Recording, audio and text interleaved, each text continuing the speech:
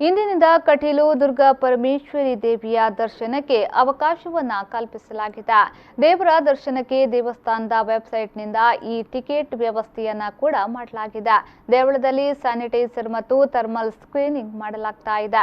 ಸಾಮಾಜಿಕ ಅಂತರ ಕಾಪಾಡಲು ದೇವಸ್ಥಾನದ ವಠಾರದಲ್ಲಿ ಅಲ್ಲಲ್ಲಿ ಬಿಳಿ ಬಣ್ಣದ ಬಾಕ್ಸ್ಗಳನ್ನು ಹಾಕಲಾಗಿದೆ.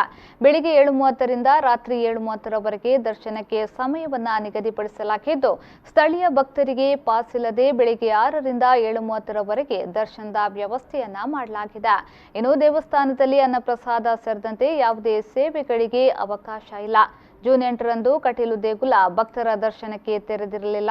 ಭಕ್ತರ ಸರತಿ ಸಾಲಿನ ವ್ಯವಸ್ಥೆಯ ಕೊರತೆಯಿಂದಾಗಿ ಮುಂದೂಡಲಾಗಿತ್ತು. ಹಾಗಾಗಿ ಇಂದಿನಿಂದ ದೇವರ ದರ್ಶನಕ್ಕೆ ಅವಕಾಶವನ್ನ ಕಲ್ಪಿಸಲಾಗಿದೆ.